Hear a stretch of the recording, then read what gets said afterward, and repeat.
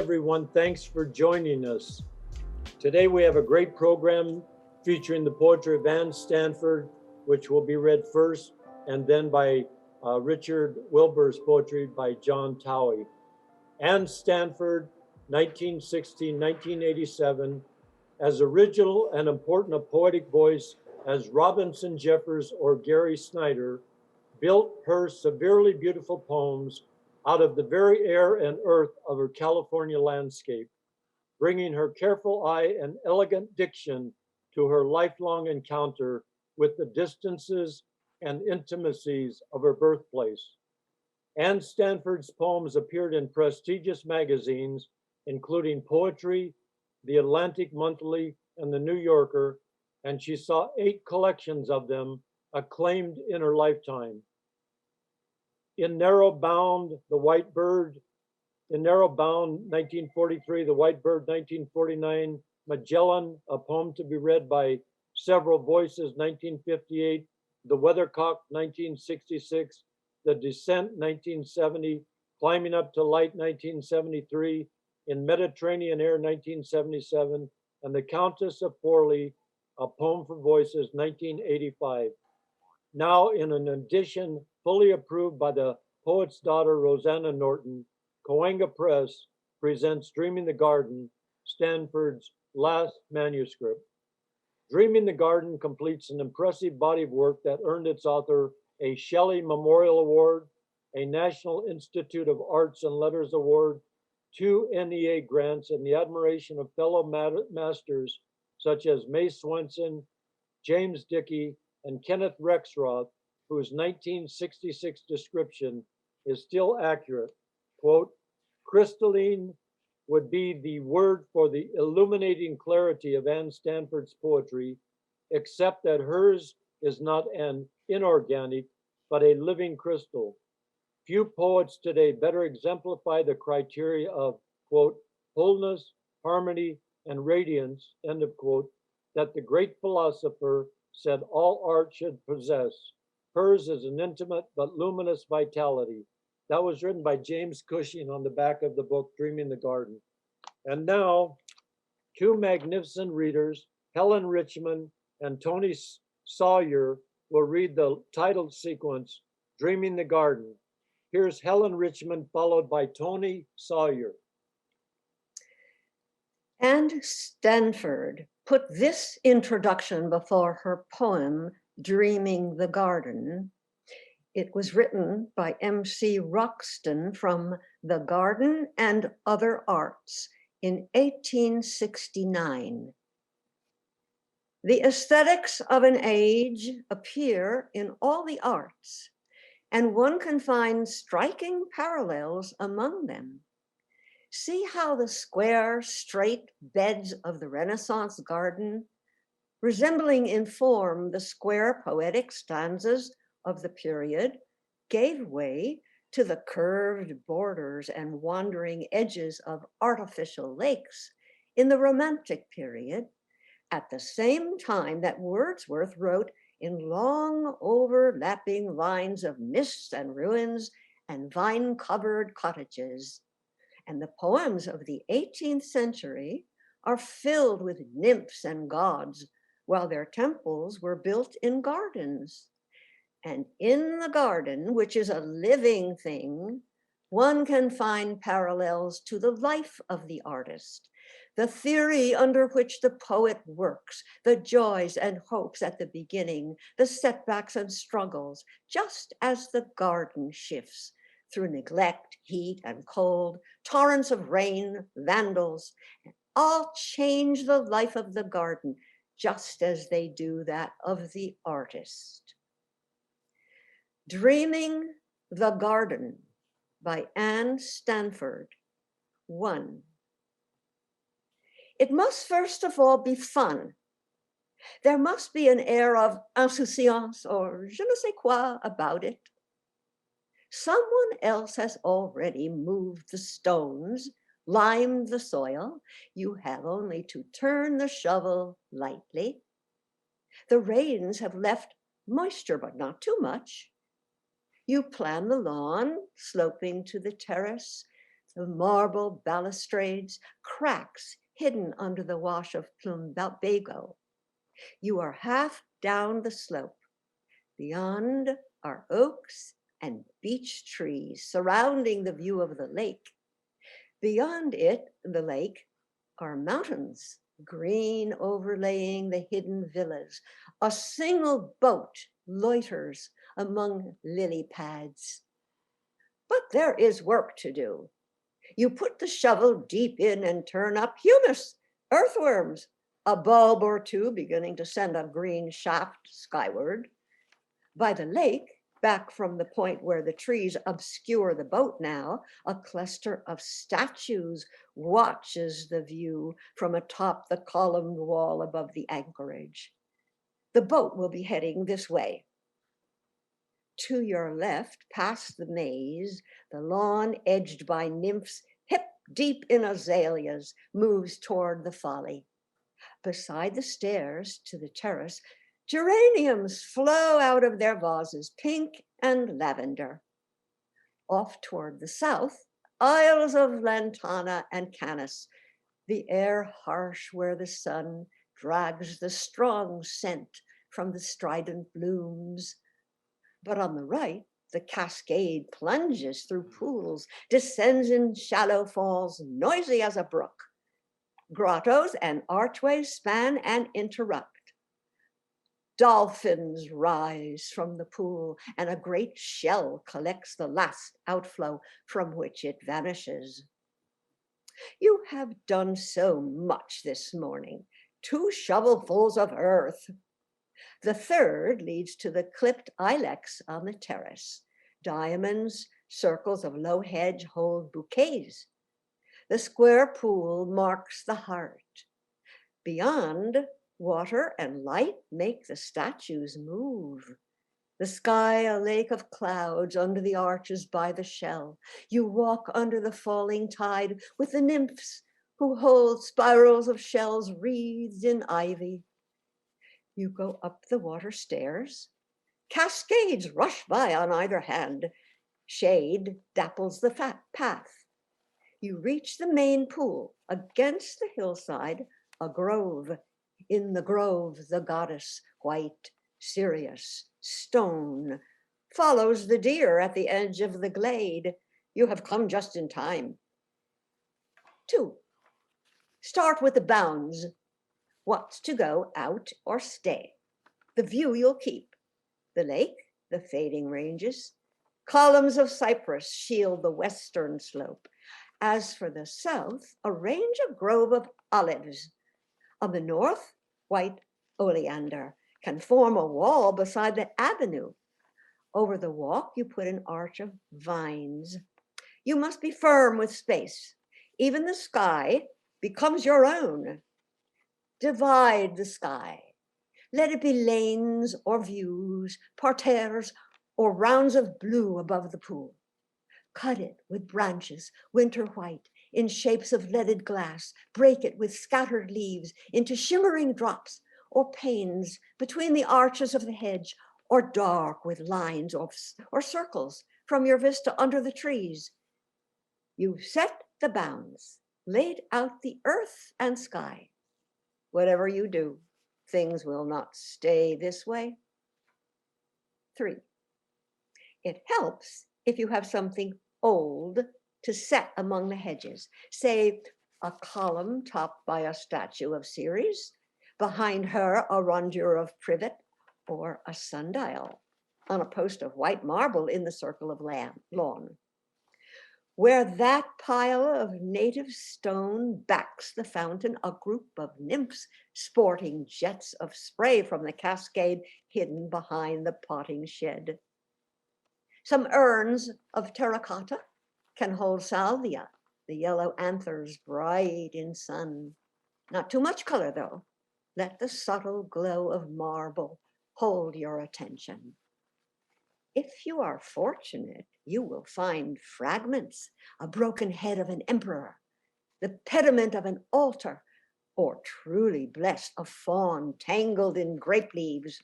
Set him among boxes of orange, against the ilex hedge. the gravel path widening before him. Even a few broken shards will enhance the wall behind the fountain. The past must be used. The sarcophagi, flaunting geraniums, and where the wood overtakes you, a path through the overgrown laurel, the tangle of oak and acacia always at war with one another. 4. It rains. The lake drowns in haze. The grove beside it is a distant country. Fog moves in billows like nymphs, escaped from the fountains, their white drapes drawn about them. Rain shoots from the downspouts, jets from the mouths of gargoyles, or rolls off the roof, splashing and rebounding. The terrace is a pool, catching the gush of waters from the mouths of eagles, the vases of naiads, the horse-manned dolphins of the sea god. The villa is a fountain where you swim like a minnow in the green light of leaves, dripping their cascades. The sky darkens.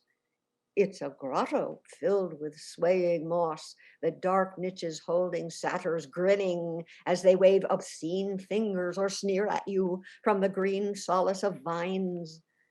The terrace where you dug is mud. It melts sliding down the water stairs between the troughs where freshets leap from banks of honeysuckle.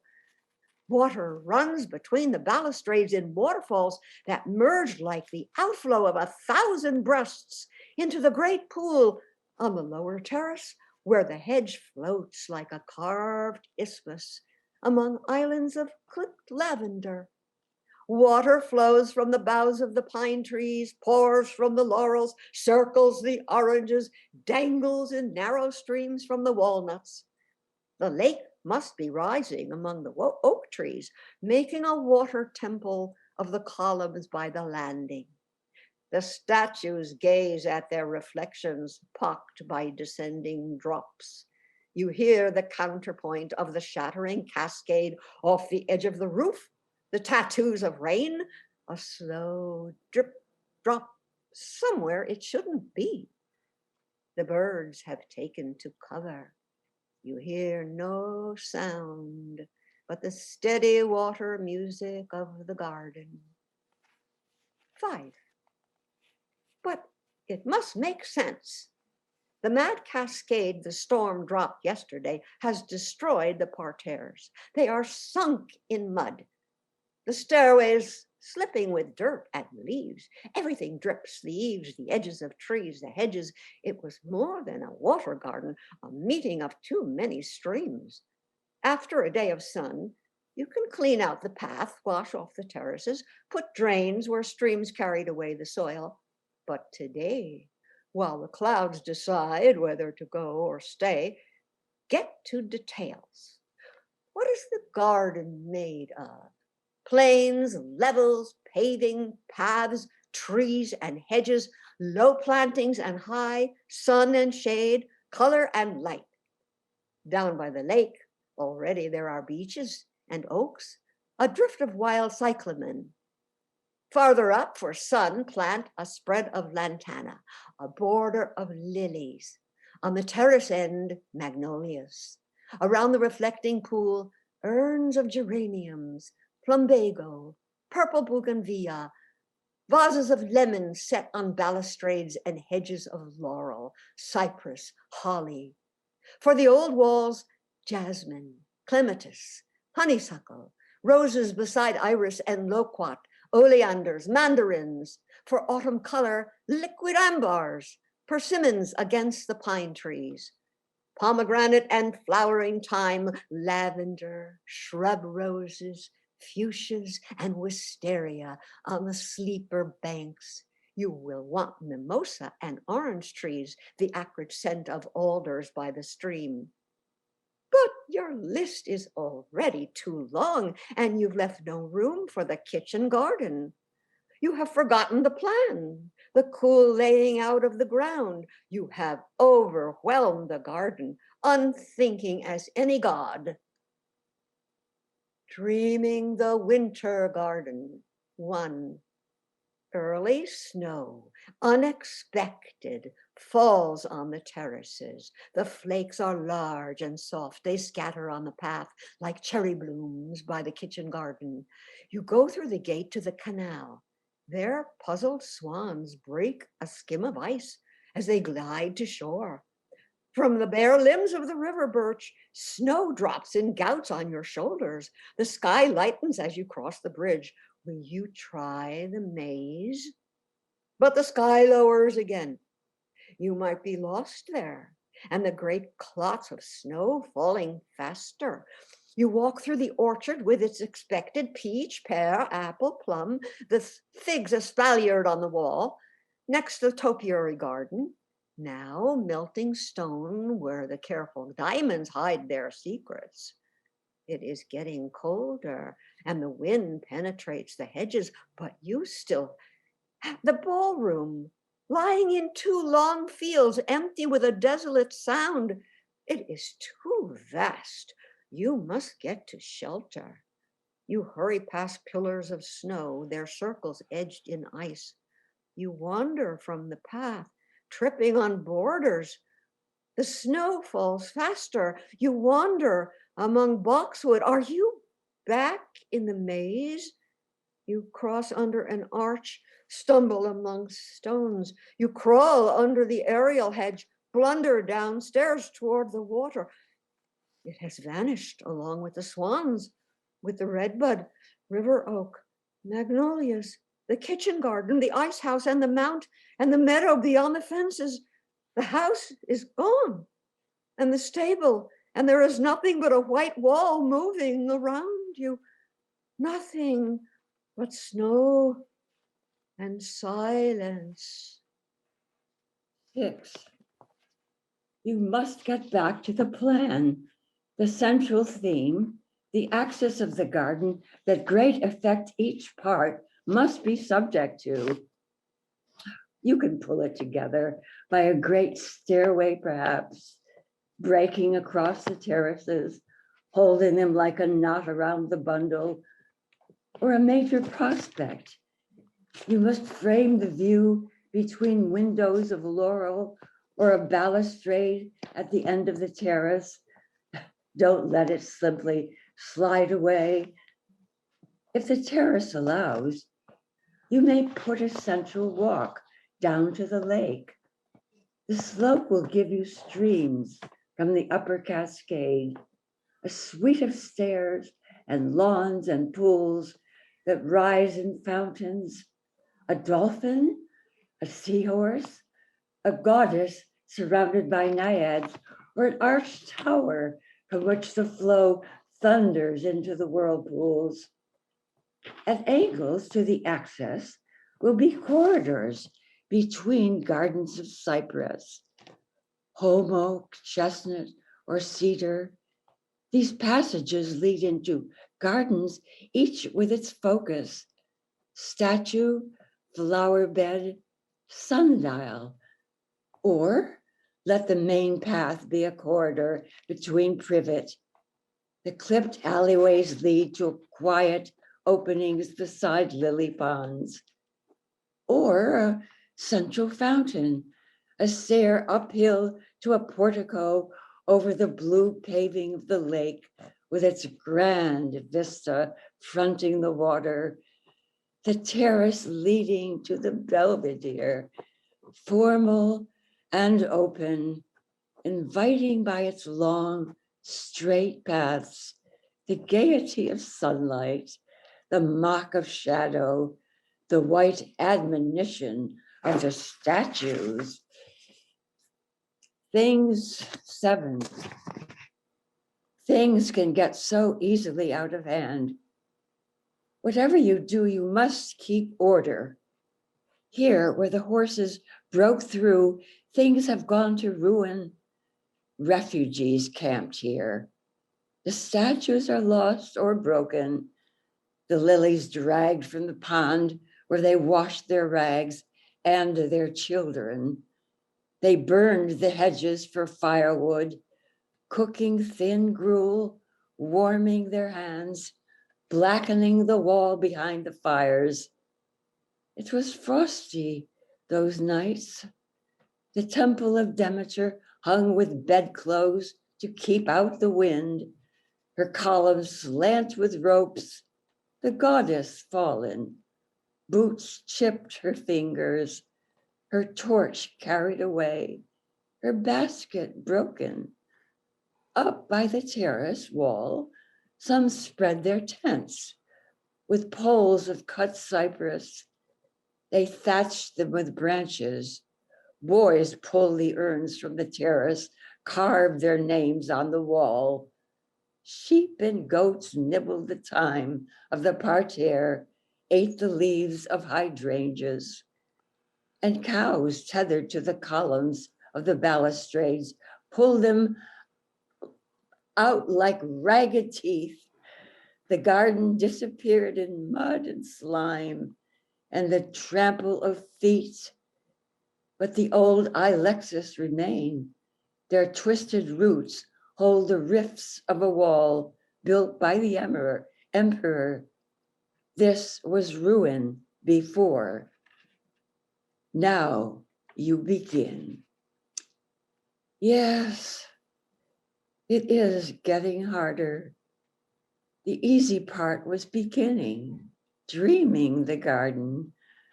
But it is midday and there's much to do, more perhaps than you are able. The ground where you dig has become harder. The tangle of laurel beyond keeps out sunlight. You stand on the long terrace where the ground was trampled under so many feet. When you began, it did not seem this way. The shovel went into the loam, into the soft leavings of leaves. The lake is farther away, and the boat has disappeared. The cloud coming up from the west throws a shadow on the lake. It goes dull like a piece of chiseled slate. Rain will bring mud. You'd better dig while there's time.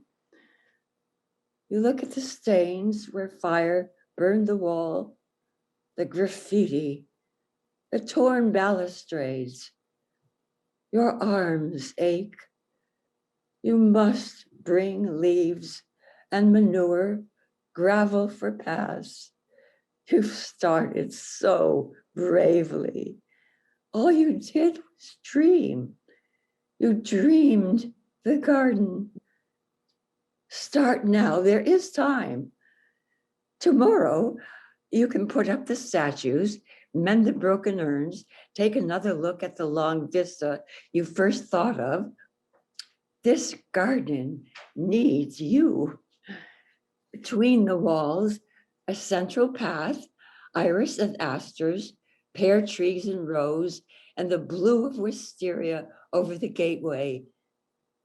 But beyond the gate, matted grass and weeds overrun the paths, splash against the walls, and ivy thickens over the fallen columns.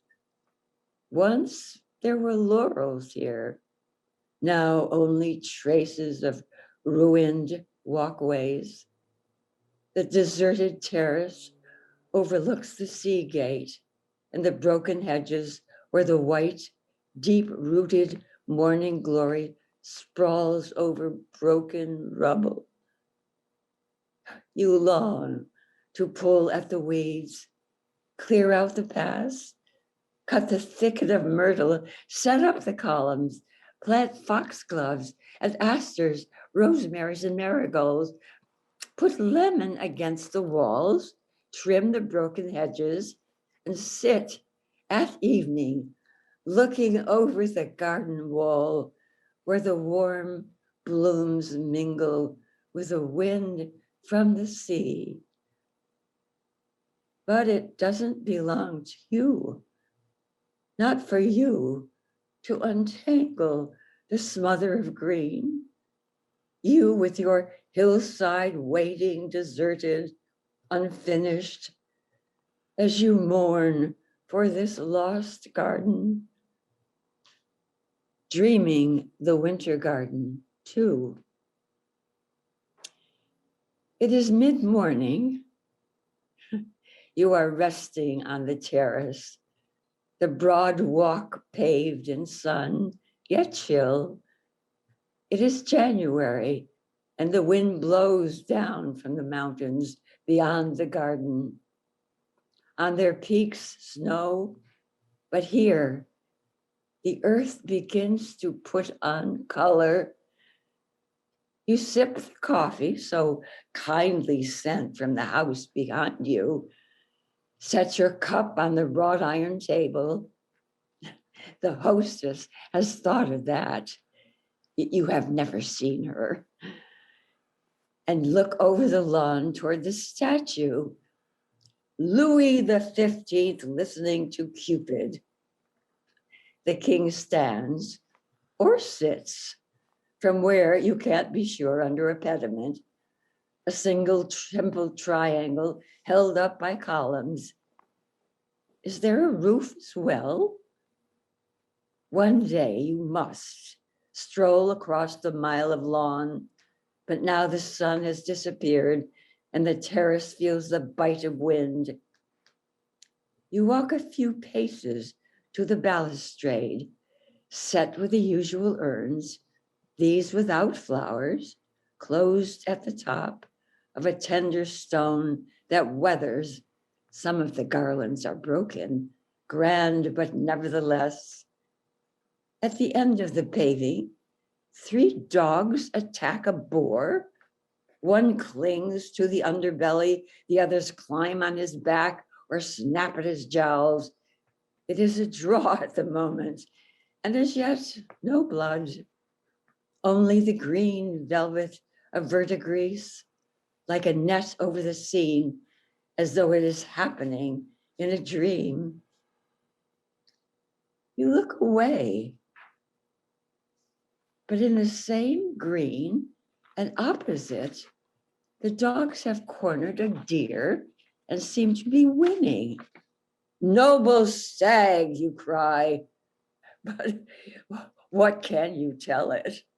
Mired in green as it is, forever in combat. You move toward the rose garden. A hedge shields you from the north, but wind rattles through the bare branches at the top of the arbor. You take shelter under the giant oaks among the camellias, deep, pink and light, the yellow stamens like eyes watching where you go, past the Dolphin Theater fountain where the wind blows spray across the path to the safe shelter of the trees again, and back over the open lawn to the terrace, broad, swept clean, empty, the table gone, the urns flaking, the beasts still tearing one another. It is too cold to work. No one cares anyway, you tell yourself. It's your garden. If it lies forever undone, that's your business. It's only for joy. You are tired, tired of the stubborn limbs all greedy for light, knotting themselves, choking one another. The ground baked hard, cracking in the sun, and the creatures around and underground waiting for something to grow. Birds mock you from the trees, daring you like the others. The lake has gone down to a stinking pool edged with mud. The boats rot on the shore. The seams break open in air. Weeds hold the anchor chain. The sky is neither sun nor cloud, but brown at the edges, pale at the center, and a thick haze fills the gaps between the mountains. If anyone cared, you repeat, you might untangle the wood, close up the passageways to the underground, rip out the vines that strangle the trees, the thorny weeds, if anyone. You say again, if anyone. The garden is only for you. It is a shell in which you live. It is a wall to keep you from the world.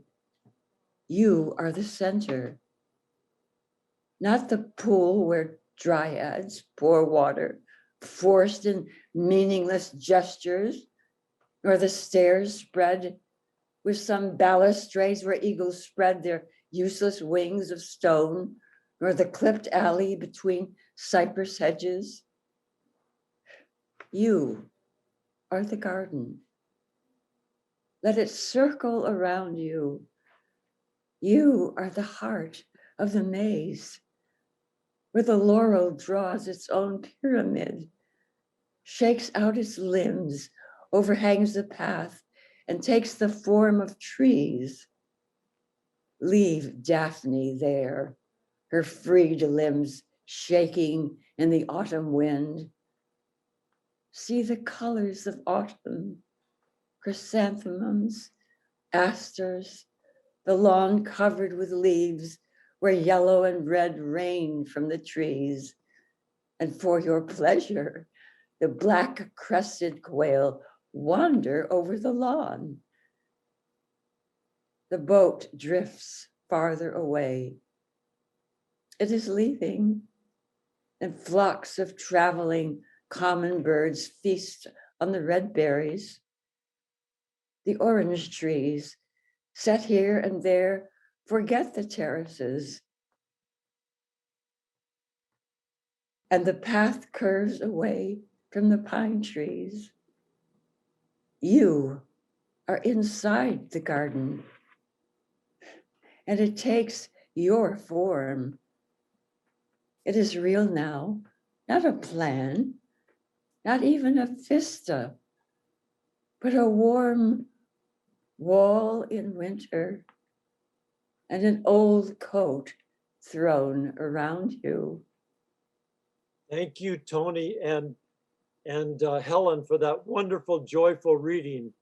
And now our next reader is John Towey, who will read the poetry of Richard Wilbur, my favorite of the new formalists. And now here's the marvelous John Towey. Thanks, Harry. Richard Wilbur won 2 Pulitzer Prizes, one for his translation of The Misanthrope, Moliere's The Misanthrope, and the second one he got in 1988 when he published a book of 250 poems called New and Collected Poems. He was also named the Poet of the United States in that year, 1988. Now I'm going to do some poems that I left off from the last time I did some Richard Wilbur poetry. These are 2 voices in a meadow, a milkweed and a stone, a milkweed. Anonymous as cherubs over the crib of God, white seeds are floating out of my burst pod. What power had I before I learned to yield? Shatter me, great wind, I shall possess the field. A stone. As casual as cow dung under the crib of God, I lie where chance would have me, up to the ears in sod. Why should I move? To move befits a light desire. The sill of heaven would founder, did such as I aspire. An event, as if a cast of grain leapt back to the hand, a landscape full of small black birds, intent on the far south, convene at some command at once in the middle of the air. At once are gone with headlong and unanimous consent from the pale trees and fields they settled on. Yet what is an individual thing? They roll like a drunken fingerprint across the sky. Or so I give their image to my soul until as if refusing to be caught by any singular vision of my eye or in the nets and cages of my thought. They tower up, shatter, madden space with their divergences, are each alone swallowed from sight, leaving me in this place, shaping these images to make them stay. Meanwhile, in some formation of their own, they fly me still and steal my thoughts away. Delighted with myself and with the birds, I set them down, give them leave to be. It is by words and the defeat of words, down sudden vistas of the vain attempt, that for a flying moment one may see by what cross purposes the world is dreamt. Museum piece. The good gray guardians of art patrol the halls on spongy shoes, impartially protective, though perhaps suspicious of Toulouse. There dozes one against the wall, disposed upon a funeral chair. A Degas dancer pirouettes upon the parting of his hair. Oh, God, see how she spins. The grace is there. The strain as well is plain to see. Degas loved the two together, beauty joined to energy. Yeah, Edgar Degas purchased once a fine El Greco, which he kept against the wall beside his bed to hang his pants on while he slept. Flying. Treetops are not so high, nor I so low, that I don't instinctively know how it would be to fly through gaps that the wind makes when the leaves arouse and there's a lifting of boughs that settle and then lift again. Whatever my kind may be, it's not absurd to confuse myself with a bird for the space of a reverie. Oh, my species never flew, but I somehow know that somewhere long ago, I almost adapted to. Now I'm going to do 3 little poems about running. He was a runner. I was a runner, so I was connected to these. When he was 12 years old, he lived in New Jersey, and he wrote this poem about called North Caldwell, New Jersey, 1933. He was born in 21. What were we playing? Was it prisoner's base? I ran with whacking keds down the cart road past Ricard's place, and where it dropped beside the tractor sheds, leaped out into the air above a blurred terrain, through jolted light, took 2 hard lopes, and at the third, smacked off a hummock side exactly right, and made the turn. And with delighted strain, sprinted across the flat by the bullpen and up the lane. Thinking of happiness, I think of that. The second poem is called Patriots' Day, Wellesley, Massachusetts. He taught at Wellesley. And this poem is about, it includes the name of Johnny Kelly, who ran the Boston Marathon like 40 times. He was 80 when he is mentioned in this poem. Took him about 8 hours to finish it that day. Patriots' Day, Wellesley, Massachusetts. Restless that noble day, appeased by soft drinks and tobacco littering the grass, while the flag snapped and brightened far aloft, we waited for the marathon to pass.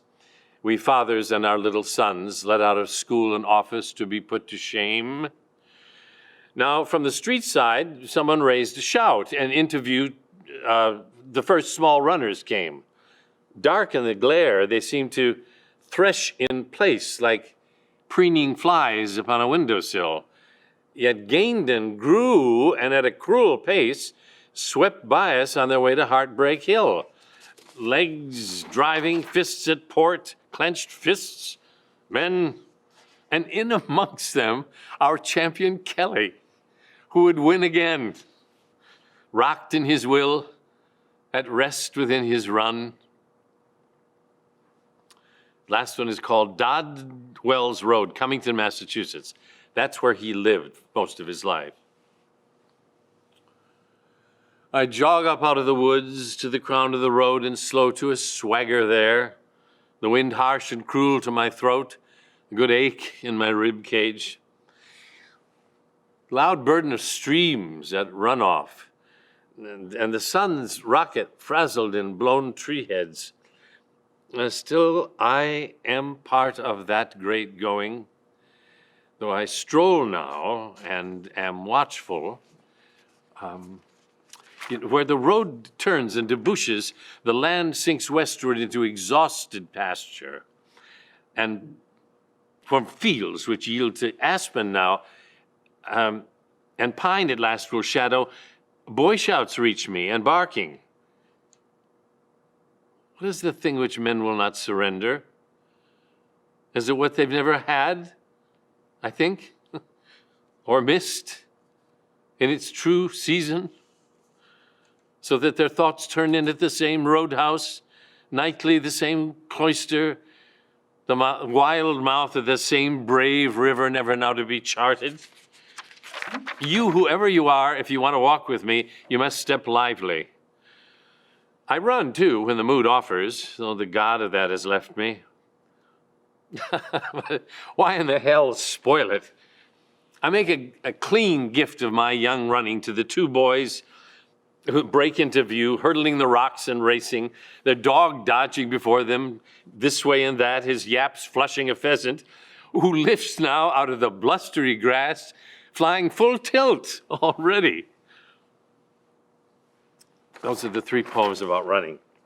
Now, I'd like to do, in 1986, he was commissioned to write a dedication for the rededication of the Statue of Liberty, which had been in scaffolding for 2 years. And it was done originally at Lincoln Center, this poem. It's a long poem, and it's called On Freedom's Ground. And it was written as a cantata. And the music was written by a man named William Schumann, who had died by this point. And I couldn't find out if it had ever been recorded. And so Richard Wilbur told me, he said, why don't you write to his widow, who's still alive? She lived on Park Avenue. Never heard from her, and she died shortly after. So this is without the music, called On Freedom's Ground. It's in 5 sections. Number 1, back then. This, I can get this in.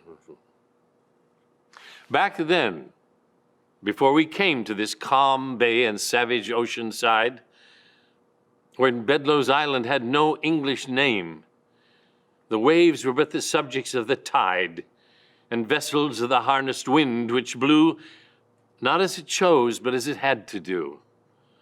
The river had no choice but to create this basin to the south, where every springtime tuned the peeper's voice and drove the shad roe through its narrow run, through its narrow mouth. And the high hovering seabirds, even they were slaves to hunger, diving on their prey. Where was the thought of freedom then? It came ashore within the minds of men. Number 2, our risen states. It was an English thought that there's no just government unless by free consent, and in that English cause we fought. Our George defied their George. Our Continentals would not yield on Saratoga's field or to the snows of Valley Forge. And Yorktown's fall we owe not to ourselves alone. And let this nation not forget great Lafayette and Rochambeau. It was our risen states which heartened France at last to rise and beat with angry cries on prison doors and palace gates, till Frenchmen all might say with us, and by the world be heard, the sweet and rousing word of liberty, of liberté. Number 3, like a great statue. Mourn for the dead who died for this country, whose minds went dark at the edge of a field, in the muck of a trench, on the beachhead sand, a blast amidships, a burst in the air. What did they think of before they forgot us? In the blink of time, before they forgot us. The glare and whiskey of Saturday evening, the drone or lilt of their families' voices, the bend of a trout stream, fresh-made bed, the sound of a lathe, or the scent of sawdust, the mouth of a woman, a prayer. Who knows? Let us not force them to speak in chorus.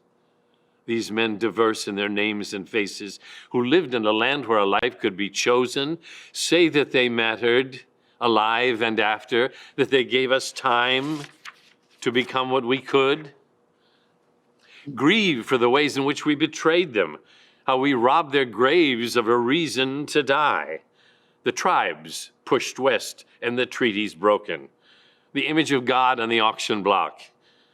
The immigrant scorned and the striker beaten. The vote denied to liberty's daughters. From all that has shamed us, what can we salvage? Be proud at least that we know we were wrong, that we need not lie, that our books are open. And praise to this land for our power to change it, to confess our misdoings and mend what we can, to learn what we mean and to make it the law and become what we said we were going to be.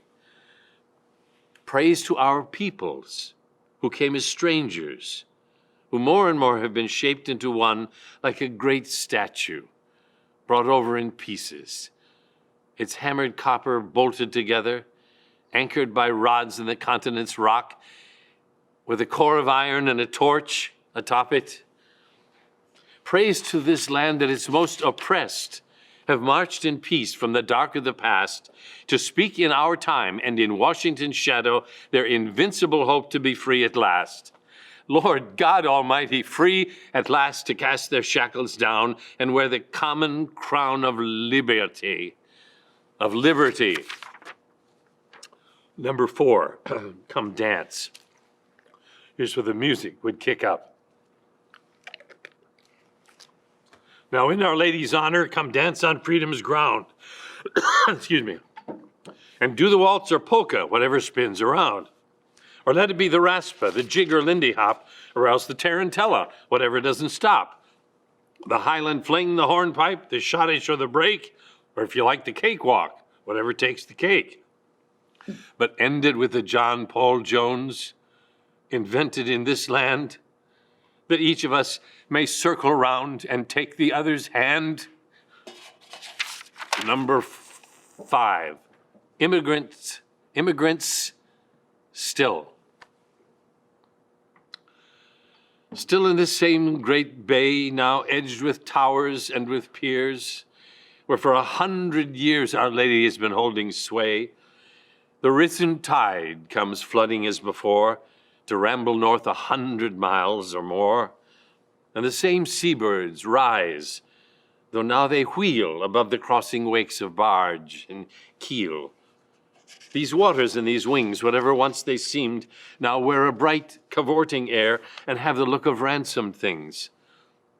To our free eyes the gulls go weaving now, loose wreaths of flight about Our Lady's brow, and toward her feet the motions of the sea leap up like hearts that hasten to be free. Not that the graves of our dead are quiet, nor justice done, nor our journey over. We are immigrants still, who travel in time, bound where the thought of America beckons, but we hold our course, and the wind is with us. It's called On Freedom's Ground. And that's all I've got. I could do a few more things, but I don't know, Harry, you want to take over? Do you want me to do a few more poems that I know from memory till we get We to? have about, do what you would like. I always love to listen to you bring Wilbur's poetry alive. We have about 6 more minutes if you want to. Okay. Let me see. Maybe 2 or 3, depending on the length. Yeah. Let me just. You mentioned snowflakes in the earlier piece. He's got a wonderful piece called "First Snow in Alsace," and the first line is just a great line. The vision of it is so beautiful. The snow came down last night like moths burned on the moon. It fell till dawn, and covered the town with simple cloths. Absolute snow lies rumpled on what shell bursts, scattered and deranged, entangled railings, crevice lawn, as if it did not know they'd changed. Snow smoothly clasps the roofs of homes, fear gutted, trustless and estranged. The ration stacks are milky domes. Beyond the ammunition pile, the snow is climbed in sparkling combs. And you think, beyond the town a mile or two, this snowfall fills the eyes of soldiers dead a little while. At children's windows, heaped benign as always winter shines the most, and frost makes marvelous designs. Of the night guard coming from his post, 10 first snows back in thought, walks slow and warms him with a boyish boast. He was the first to see the snow. I could do, this is the adolescent poem called Playboy. High on his Stockholm ladder like a dunce, the stock boy sits and studies like a sage the subject matter of one glossy page, as lost in curves as Archimedes once. Sometimes without a glance, he feeds himself. His left hand, like a mother bird in flight, brings him a sandwich for a sidelong bite, and then returns it to a dusty shelf. What so engrosses him? The wild decor of this pink-papered alcove into which a naked girl has stumbled with its rich welter of pelts and pillows on the floor, amidst which, kneeling in a supple pose, she lifts a goblet with her farther hand, as if about to toast a flower stand, above which hovers an exploding rose, fired from a long-necked crystal vase that rests upon a tasseled and vermilion cloth, one taste of which would shrivel up a moth. Or is he pondering her perfect breasts? Nothing escapes him of her body's form and grace, or of her floodlit skin, so sleek and warm, and yet so strangely like a uniform. But what now grips his fancy is her face, and how that cunning picture holds her still at just that smiling instant when her soul, grown sweetly faint and swept beyond control, consents to his inexorable will. Is that 6 minutes? Do I got time for another one? Thank you, John. Do you Is want to? is that enough? May I ask you a question, John? Ask me, Harry. What was it originally? You do such a marvelous job with Richard Wilbur's poetry. I feel like a little kid listening to you, and also to listening to Toni and Helen reading Ann Stanford. But what was it that captured you to get to the poetry and start working, memorizing it, and breathing life into these poems? Well, it was that, and I mentioned it the last time when I did it. I had already done several productions of Wilbur's Misanthrope, and I also did his translation of Tartuffe. Different theaters, different. But then in '86, when this rededication came, I bought a Life magazine, which had the refurbished picture of the statue on front, opened the page, and there was the 16 lines of a section of On Freedom's Ground, the long one I read. And it was the section that went, mourn for the dead who died for this country. That section, whose minds went dark at the edge of a field. It just captured me. And it made me fall in love with this poetry. And from there on, I started. But it was those 16 lines, because he was in the war. He knew about death. And he said, at one point, he said, it wasn't until I saw Anzio and the Maginot line that I began to versify in earnest. You know, there's another poem. It's too long, though. I was going to put that in. Well, It's thank called. you, John. Oh, yeah, okay. Guess it's 2 You o'clock. did a marvelous job, and thank you, Toni, and thank you, Helen, for your marvelous readings Yes. also. Yes. And as I said earlier, it's just a wonder to listen to all three of you read. You do such great jobs with reading poetry and bringing it to life.